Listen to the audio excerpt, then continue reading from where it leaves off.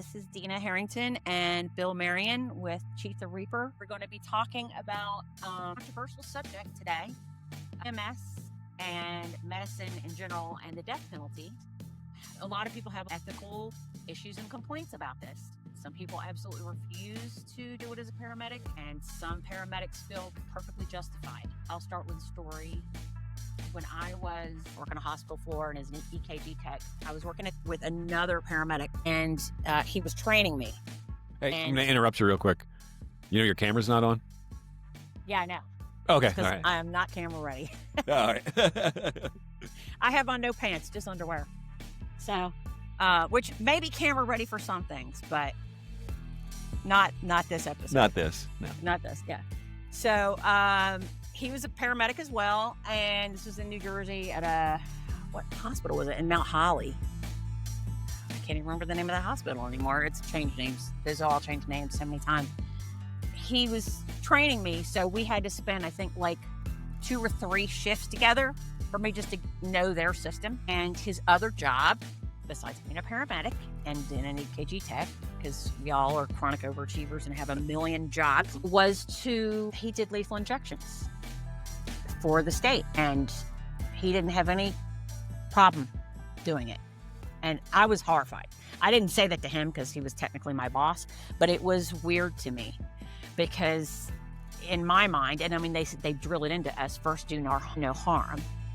But I'm from a young age, I was the person that saved the kitten, saved the wounded bird, whatever, and if I had a rabbit, my cats brought up this poor baby rabbit on Easter morning, of course. It died within an hour, and my mom said I cried like I'd had that thing my whole life. It's hard. I can't do it. So, and then I'd like to get your perspective. I know the AMA has some Yes. thoughts on that. So what is the AMA and AMA, for anyone that doesn't know, is the American Medical Association, and they are the guidance mechanism facility for physicians. Yeah, they're the main professional lobby organization for Right. physicians. They don't govern, right? they're just like the No, advocacy. we're governed by state boards. So each state is different on that. Okay. So paramedics and EMTs are allowed. I think it has to be paramedics because it's with a lethal injection. So they're allowed in certain states to give lethal injections. But what about physicians? What's the AMA position on that? I believe it is prohibited in most states. Okay. And is Here, that let me look that up to double Okay. check. is that the first do no harm mentality? Well, I have some comments about that. Okay. I'm sure you do. Let's see. So while you're doing that, you can be part of a drug team as a paramedic, not an EMTs, to give a lethal injection. And it's usually a volunteer position. It's not, I don't think it's typically paid. Okay, so here we go. Mhm. So the AMA prohibits it, but Okay. since the AMA is not a governing body, it's just a professional organization, Right. it doesn't carry any real weight or force. Various states, the medical boards in various states can prohibit physicians, and some do, from performing lethal injection at threat of loss of your medical license. Okay. So you can, if you're a physician, yeah, because it has to be a physician that's doing it, right? No, it has to be a physician that pronounces in most states. Okay. So as long as you have a team. Yeah, but what they can't do is some states say that docs can't participate in it, period. Okay. A lot of states say, you can pronounce, but you can't inject. Right. Okay. So, my thing with the AMA is if I thought that they made that recommendation solely based on an ethical principle, I would be 100% behind it. Okay. I don't think it comes from that place at all. I think it comes from a political place, because the AMA is, after all, a political organization with a very heavy lean to one side. So I think it's more of a political thing than an ethical thing. So I disagree with it because of that. I don't necessarily disagree with what they're saying. I disagree with why they came to that conclusion. So I think it's a bad policy because of the reason they came to that conclusion. Okay. Death penalty in Do you know general. why? Do you have a thought of why? Why it's political? Why they chose that position? Yeah, because most of medicine is relatively far left. And that's the Democrats' position is, for the most part, is to be anti-death penalty. The AMA actually does more for the Democratic Party than they do for docs. Okay. And why does it have to be Democrat specifically? Why not just the left? Well, because that's the Democrats are the major left political party in this country. So most doctors now are Democrats. So Right. Well, that's what they lobby for. Now, they're the ones with the most power.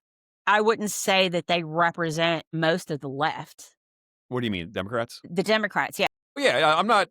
I mean, that's in the weeds. That's different from what I'm saying. Right. Yeah. What I'm saying is most doctors are Democrats. Most lean to the left. Right. So they tend to do things and think of things that aligned like that. What are some examples? It supports your statement. Let's see. Abortion. Okay. That's a big one. Right. And listen, nothing I say here necessarily represents what I think. That doesn't mean that I'm not pro-choice. Doesn't mean that I am, but doesn't mean that I'm not. Because that's also a complicated issue for me. Well, we really shouldn't have a position on it. We should have a position of what's the best for the patient. Yeah, so, well, here, jump back to the death penalty. For the death penalty, for me, I think that, I can give you another leftist position of the AMA. They advocated for putting pronouns on name badges. Oh, did they? Yeah. So, death penalty, back to death penalty. I do not like the idea of the government having a monopoly on violence and force. And the death penalty is a representation of that. For sure. Oh, government gets shit wrong most of the time. So if the organization that gets most shit wrong is the one you're relying on to decide who gets to live and who gets to die, you're starting off in a bad place. No doubt. Now, that being said, some motherfuckers just need some killing. Take like a repeat pedophile. They don't need to be on this planet. Get them the fuck out of here. I think they need to be studied. I think we've gotten into this before. Yeah, no, we can study them. Because you know what? It's funny. I just watched this documentary last night, and I don't know how biased it was because it was done by a guy that it's called Predators. It's about Chris Hansen and To Catch a Predator. And the documentarian injected himself into it. So again, it depends on like where you stand on reportage in that vein. Like, because he was a victim himself and he got latched onto this, but he did take all positions. But again, the answer to Chris Hansen, or at least this is what Chris Hansen reports, and other people that are now doing a version of To Catch a Predator, and even Chris Hansen's doing it again because there's big money in it. They all say that over the years, they have never been able to get an answer of why.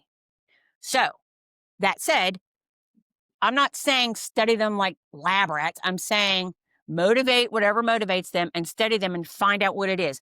Have they been molested themselves? That's a very common pattern. We already know that's right. A factor. So, but we don't know if that's the only factor because there's lots of people that have been molested that don't molest other people. Yeah. So what is it that does that? And if it could serve people better that way, I think that plus I don't personally believe in the death penalty because we fuck up so much. I wholeheartedly believe that we should study them, but I think we should study them the same way we study rabies. You mean after death? Yeah, we put them down, then we cut the brain open. Yeah, but that doesn't really help when you're trying to interview them. Listen, though, I don't believe... I mean, if they've got nothing to lose by giving the truth, right? You set it up so they've got nothing to lose by giving you the truth and only stuff to gain. It doesn't mean some of them aren't going to play the system. It doesn't mean... And they're all going to. They're not just molesters. No, I mean, I'm talking about serial killers. I'm talking about people that are violent in general. Of course, that's what motivates them. But the thing is, you might learn something. Listen, by nature, they are weak, predatory people who will look to take advantage of situations. Sure, yeah, of course. So just interviewing them is next to useless. It's like, it's like when they send psychopaths and sociopaths to prison and put them in counseling, they just get better at tricking the doctors. They don't get better. They get better at being sociopaths. I'm not talking about rehabilitating. I'm just talking about studying. No, I know, but and that's old news. I mean, they've been talking about that for years. Like they've gotten much more out of them though when you motivate their sense of materialism than their sense of justice or equity or compassion. That's what I'm saying. Like if they have something to lose, like you get more cigarettes, you get more yard time, you get your own room. I don't think you're going to get anything out of them other than manipulation and them playing the victim or claiming they did nothing wrong. Okay. So but if you go into that with that understanding, like these are the limitations of what we're doing, because there are plenty of them. If you watch like Ed Kemper, he loves talking about his story. Now, obviously he's playing, right, to a crowd, but there are some truths in there too.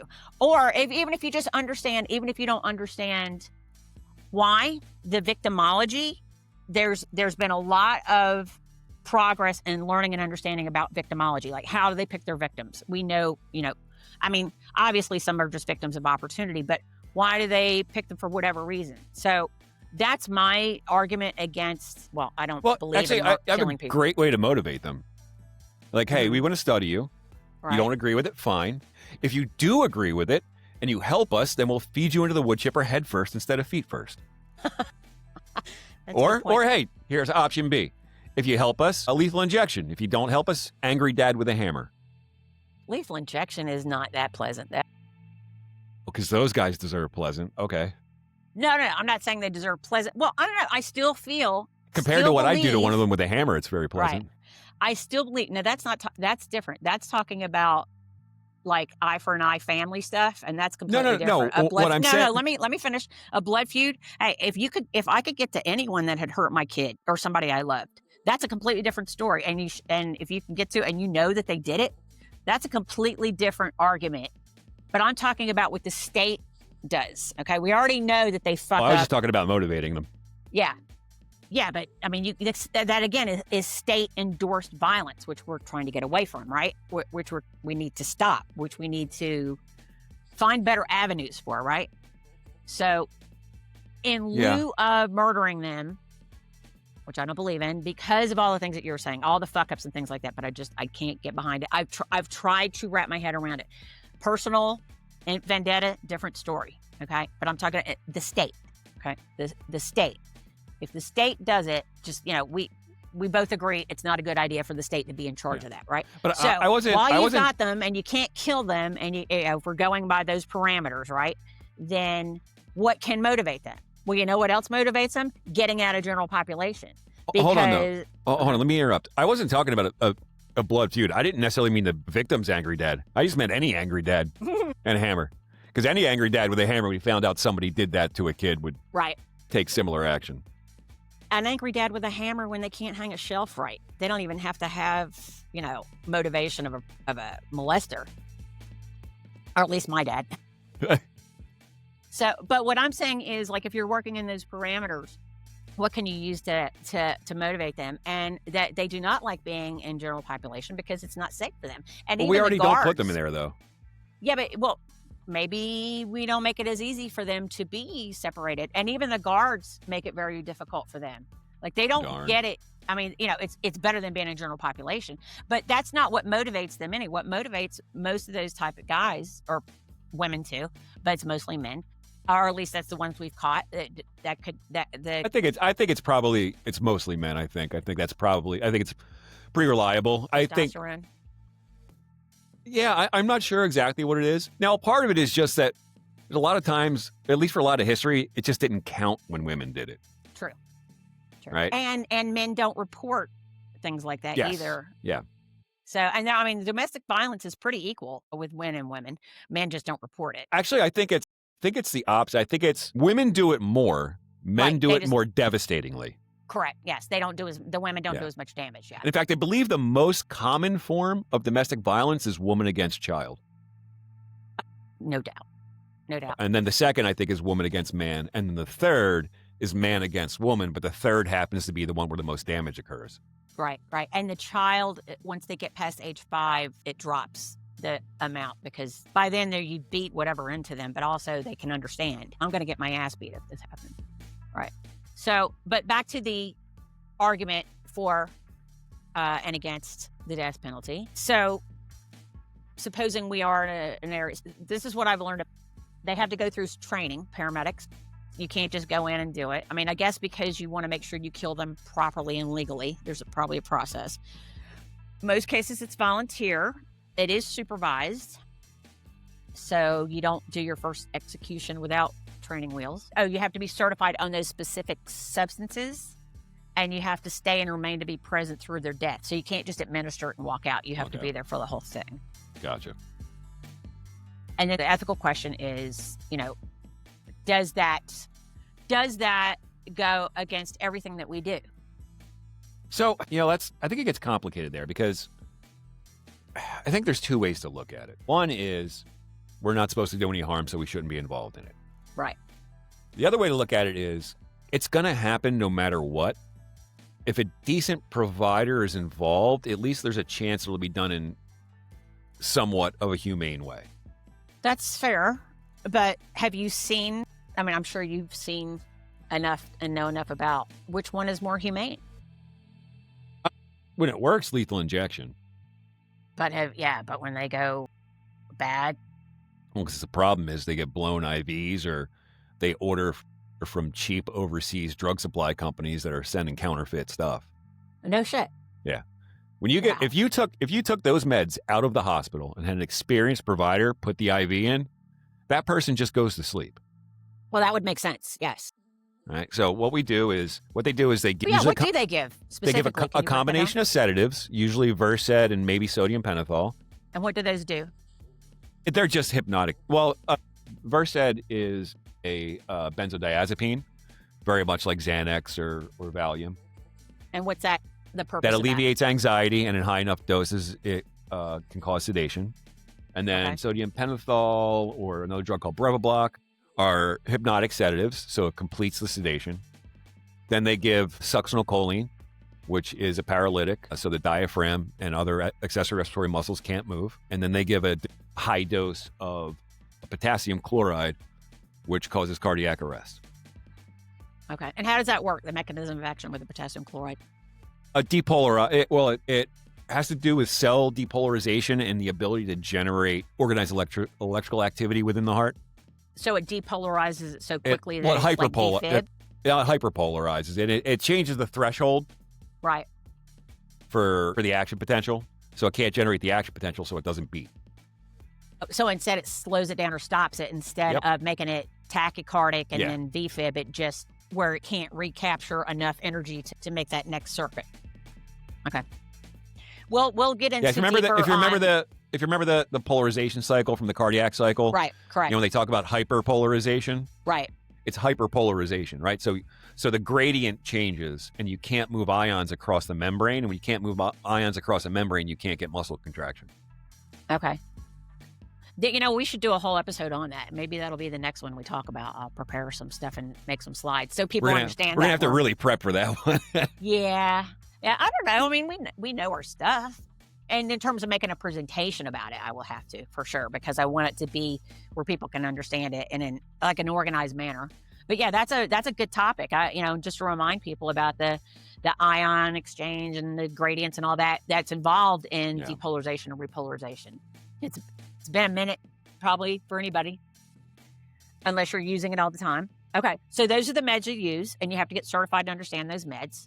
And continue.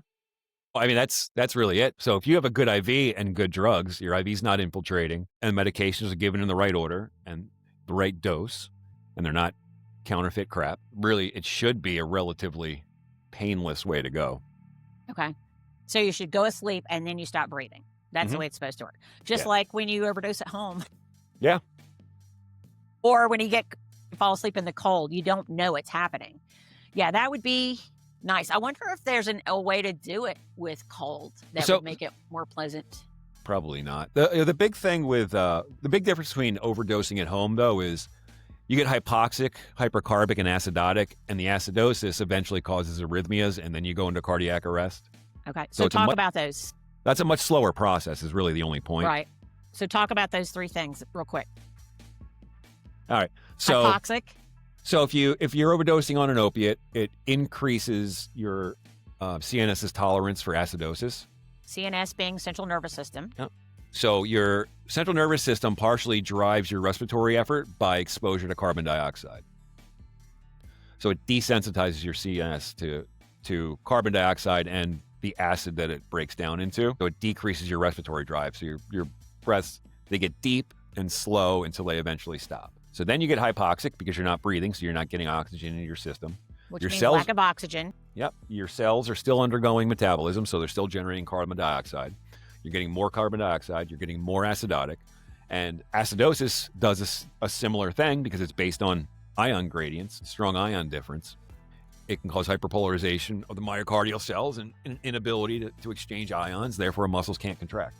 It's kind of the quick and dirty version of it. Okay. Right. But it's a much longer process. Yeah. I mean, so the potassium that they give is very similar to cardioplegia, the solution that cardiac perfusionists give during heart surgery to stop the heart when they go on to the heart-lung bypass machine. And you do that too, right? That's one of your areas. You do your cardiovascular anesthesiologist. Is that what it's called specifically? Cardiovascular? Some places call it cardiovascular. Some call it cardiothoracic. Okay. Kind of in the Northeast region, we stick with adult cardiothoracic or pediatric cardiothoracic. Okay. So they basically stop the heart for whatever surgery. Yep. Well, the specific surgeries, right? That they do with for most bypasses, any valve, and a lot of other stuff. A lot of aortic surgery. They're running the blood a different way. Yep. So they put a cannula into the aorta for forward flow, and they put a cannula into the part of the heart called the right atrial appendage, which just drains the right side of the heart as the deoxygenated blood comes into it, circulates it through their machine, which has an oxygenator in it, and circulates it back into the aorta, into circulation. So, and you have a perfusionist that's perfusionist does that. That does all that. Okay. Right. Do you remember George Panic from Hahnemann University? No, I don't think so. He was, I think he might have been after you graduated and left. I think it was when I think you were already in med school or on your way to med school. He was at Hahnemann the same time I was. And he's the head of, he was, I think he moved to Florida now, but was the head of cardiovascular perfusion at Johns Hopkins for a while. Wow. Yeah. But I believe he just moved to Florida. But yeah, that's the quality that of people that come out of Hahnemann, or came out of Hahnemann, I should say.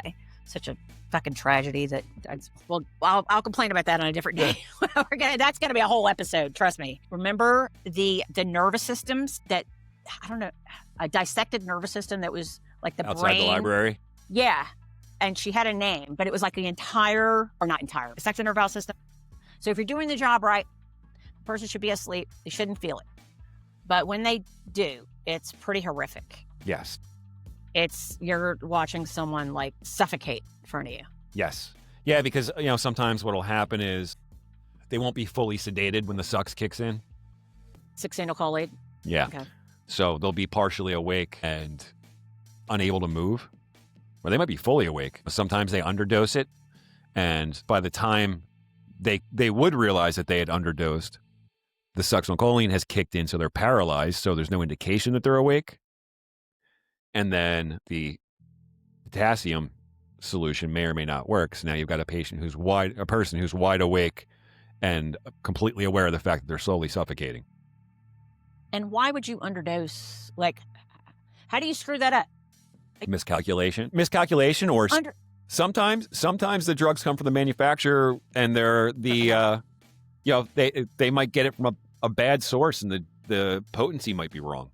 Yeah, that does happen on occasion. I mean, even from the best places, sometimes quality control misses something. Sometimes something slips through. And it's not just medicine. That's any industry anywhere. Sure, yeah. There's never anything that's 100% guaranteed. So, I would always think you could just err on the side, like, so what? So you gave them a little bit of extra benzos. Give them like double. What difference does it make?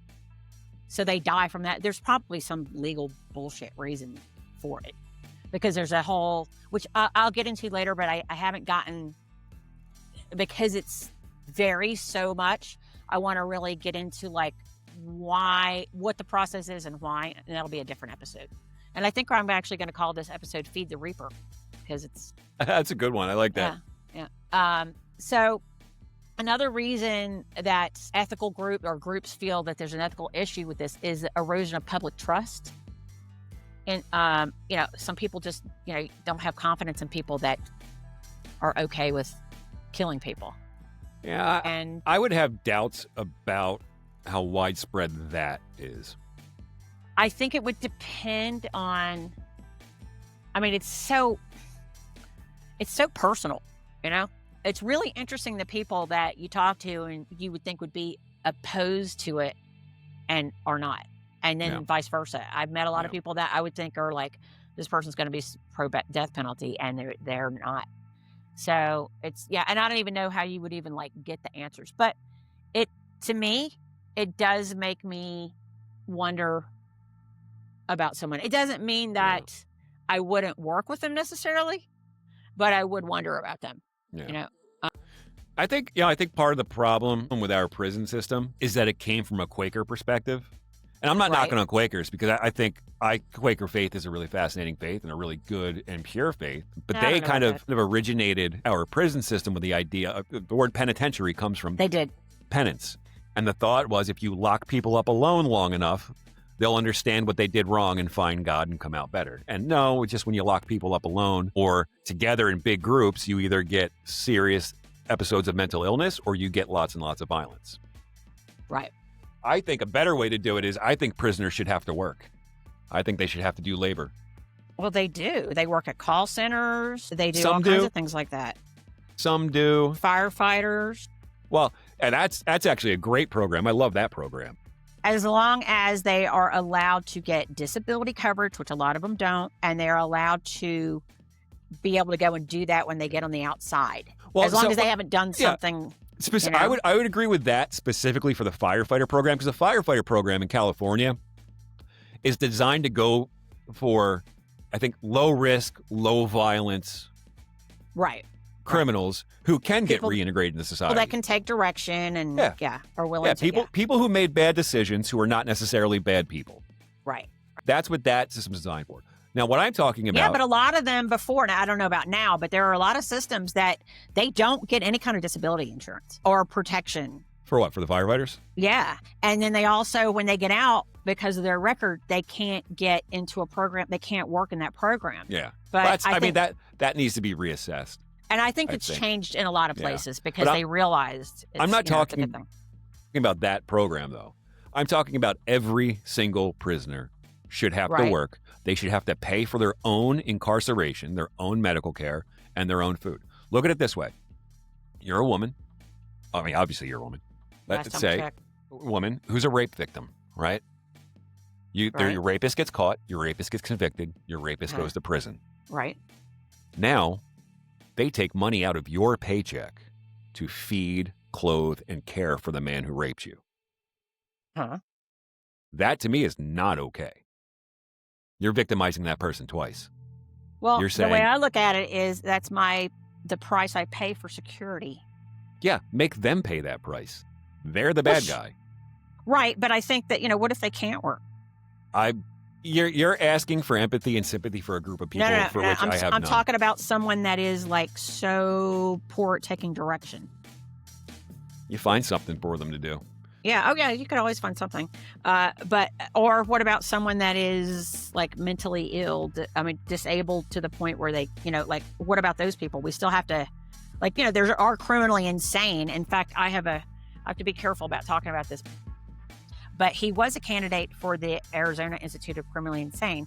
But that place it's like Thunderdome. There's tons of assaults on inmates and staff all the time. Arizona is not necessarily known for its mental health programs. Yeah. When you go for it's a very narrow definition too. But if you claim to be mentally ill or whatever by insanity, whatever you did, there's no you did your time or you did good time or you get on probation or you get on no. You do as long as they say you do. Yeah. Until they get- deem you better. Yeah, Or not a and if threat. they don't deem you better, and I don't know how anybody would not get worse in some of those places because it's like I said, Thunderdome. There are people that can't work, but the thing is, you have to take into account although there's like those super violent motherfuckers that are in the supermax. Mhm. What do you do with those guys? Like the money that it would cost to make that happen. Unless you could just like put them on a treadmill and say, make your own electricity or something. You can like- do that. Or Yeah, hey, it would have or to be listen, something they remote don't. or solely, because you can't. Yeah, The no, no, amount of effort that it would take to manage those guys isn't. yeah, no, no. You don't. I'm not saying. Like I'm saying, you find something within the structure that they have to be in to do. And for those guys, the ones that are like super non-compliant, won't do anything, super violent. Well, your work pays for your food bill. You don't work, you don't eat. Right. Right. Well, I don't know. I do have an issue with anything that's like deemed inhumane. Only because, again, It's we not know there inhumane are to have to pay people, for your own food. but there It's not. are It's people. not inhumane to have to work to clothe yourself, to have to work to feed yourself, to have to work to pay for medical care. That's what the rest of us in the world do. So it's There not are people inhumane that to are do that. there. There are people there that shouldn't be there because they were framed or whatever. So what about those people? Yeah, I agree that is an issue. You're going to make them, like if they're there, they're convicted. They're just like everybody else. Well, we're not making them do like Chain gang. it's not bum fights. Okay. They're making license plates. They're listen, some of them could maybe learn to code and work Well, on. they did that in the 80s. There was a program, or the late 70s, where, and especially in California, they were rehabbing computers. They were learning to rehab computers, and they would get out and they would have a job. And Reagan, you picked the party, shut it all down.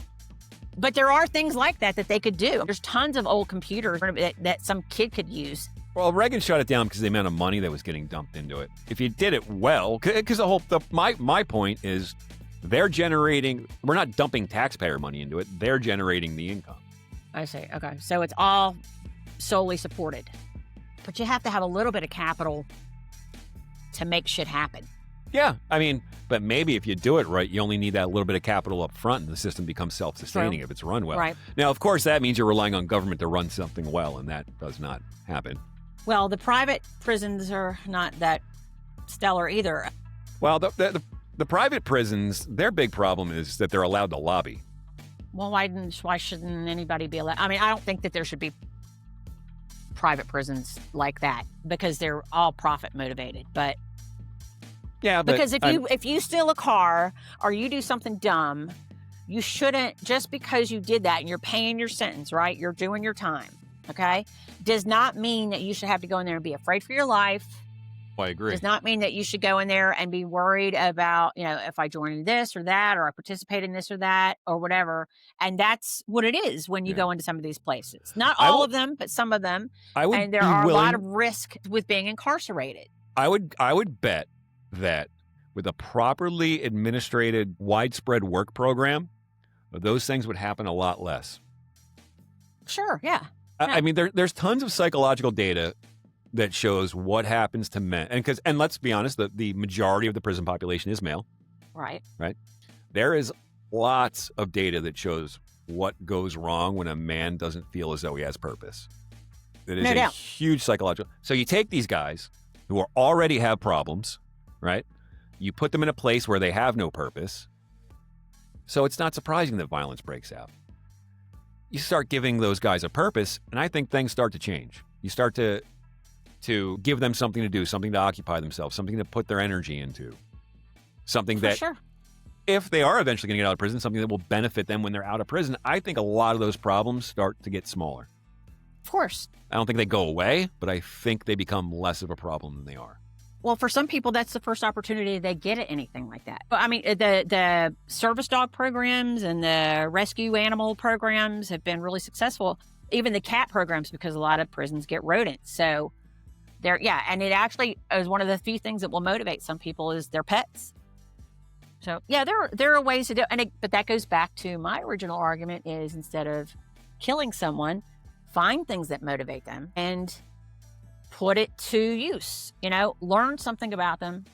Figure out, like, even if it's just victimology, which I'm going to do a whole other episode on, but victimology is basically understanding how people pick their victims and how their process is. What are things that we can do to be more aware of someone that's stalking you, or, things to look for. That's a whole other conversation, though. There was one other thing on here. Some professional associations highlight the legal, physical, and reputational risk associated with lethal injection. And again, that's broad, but reputational risk, again, is probably a personal opinion. But if you went from one state to another, say you were in a state where they support lethal injection and EMS or paramedics working in it, to a state where they don't, is it harder to get a job? And kind of like blacklisting. Right, yeah. You never know. Or other things like, maybe your boss finds out and they're opposed to it. So it's nothing that we're going to solve today, but I just want to touch on that at first, and then I want to get in deeper into the other things about it. Any other thoughts on this? No, I think we're kind of went through our ideas around a bit. Yeah, I think this is a good one. It's nice and short. Yeah. So maybe we didn't bore people to death. Okay. Well, that's actually how I give anesthesia, is I talk to them and they fall asleep. I know the feeling. You must have something interesting to say. I've been talking to you for almost 30 years. No, I'm like a cold sore. I just pop back up. I don't go Oh, away. Is that what it is? Okay. All right. There is something I did want to bring up. Shoot, I can't remember this guy's name now. His name was Jeff. He did go to, I know you know this guy. He was. He's the real tall, thin guy? Yes. Did we talk about him already? No, just like you, I assumed you're talking about Hahnemann. You said Jeff, and it just like came flooding back. Like, I can picture this guy. The serial rapist. God, I forgot about that part. I could picture his face. I forgot about that part. Yes. And you know what's interesting? Because my friends who worked security there at the time. So my question, though, is how do you fuck a Fruit Loop? What? You said he was a serial rapist. You might have to edit that part out. No, why would I? Mm-hmm. And this guy was in our class. It was in our grad school program. Yeah. And turned out to be a serial rapist. And I'll give you details. I think I'll go way deeper into him on another, because he's worth a whole episode. Did he get? But anyway, I don't know. I have to look it up. He got out. I don't remember. He dodged. There's a whole thing to it. There's like a whole dateline and stuff on it. There's a lot more to it. He got out and was working at a camp. Jesus Christ. I know. Scary guy. But my friends made fun of me because he never hit on me. And I was the perfect candidate for, I was the victim. Speaking of victimology, I would have been the ideal victim, because he would go to medical places where medical people gathered. Like there's a couple bars near Jefferson Hospital, and then Westies, which was at Hahnemann. But he didn't go to the one at Hahnemann because he went to school there. So he didn't go to Westies, which was our bar. He went to downtown and wore a stethoscope and wore his scrubs and told people he was a doctor. That's right. And then he also had photoshopped himself into a NASA suit saying he was a doctor astronaut. Oh, and he was drugging and raping these women. He's a fake Johnny Kim.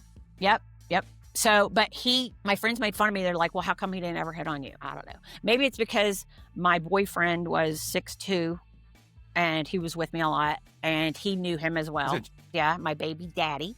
And I was very pregnant most of the time that I knew him. I remember you wearing those overalls all the time when you were pregnant. Yes. That's all I could wear. I couldn't stand a waistband at all. And it was cold as fuck out. I had to wear something. God, yeah.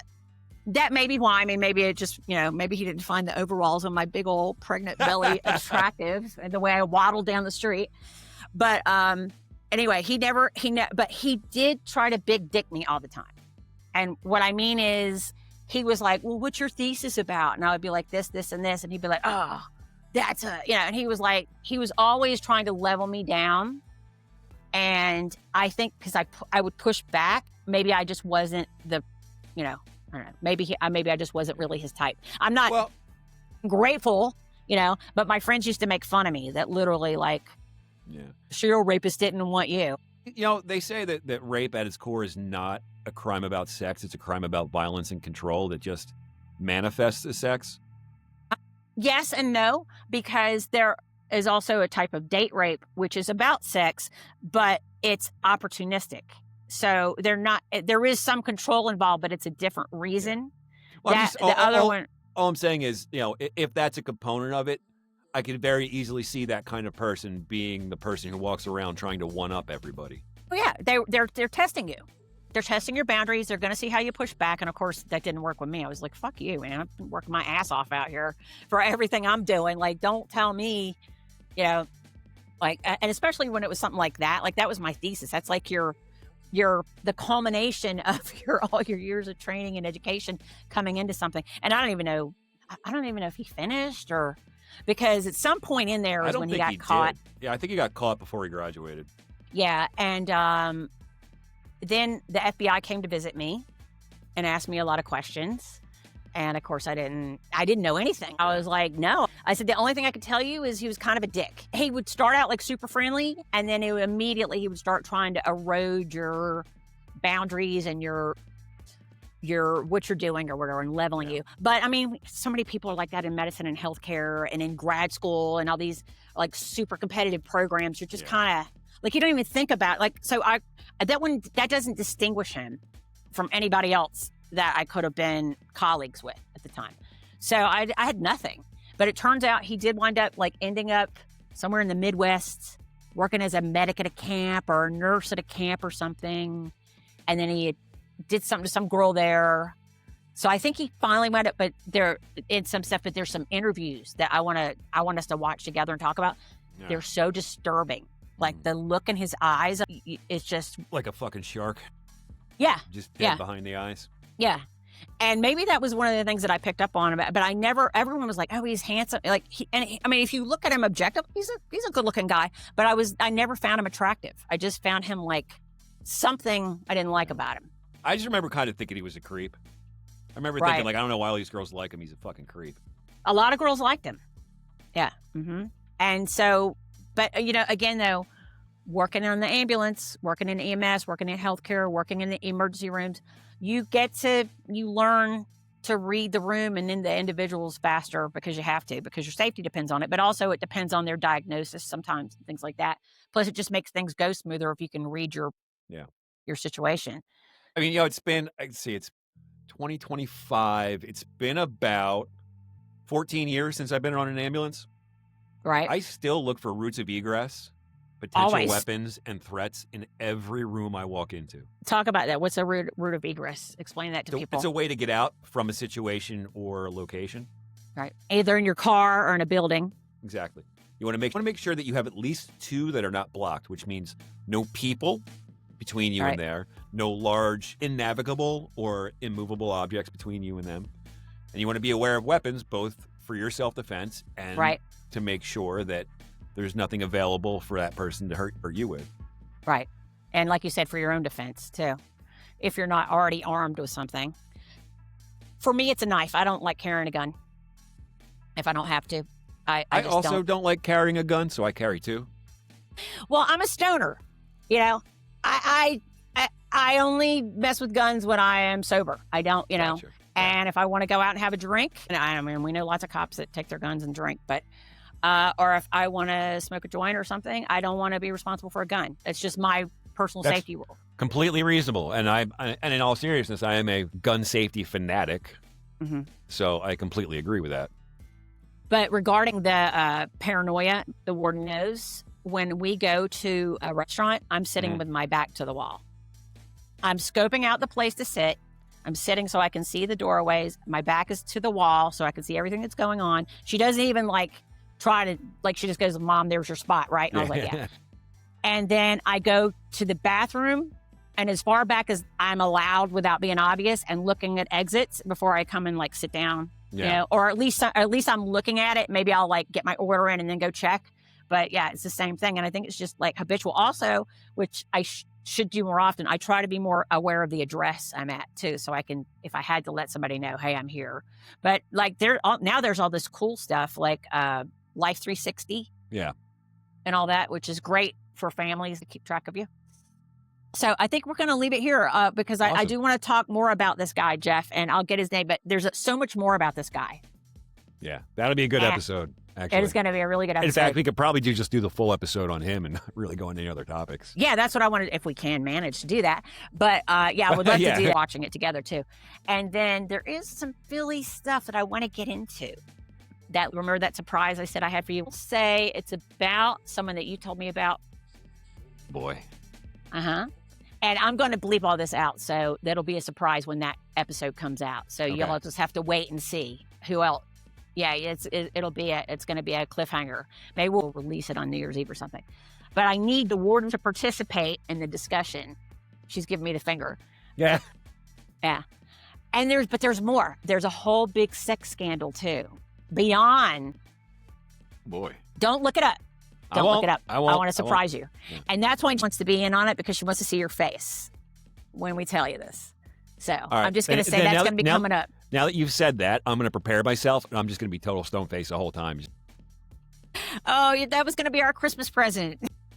No, I won't do that. I don't think you're going to be able to keep a straight face when we tell you all the stuff we found. Boy. And I'm still digging and still finding. So it's crazy. Good. And that's just Philly. Can you imagine when we start picking the scabs and pulling the strings of all the other things like that? We could never ever have to talk medical again, and we could just talk about all the drama. So that's something for you to look forward to. Excited now. All right, I'm going to stop it here. Thanks, Billy. All right, goodbye, everyone. Thank you for listening.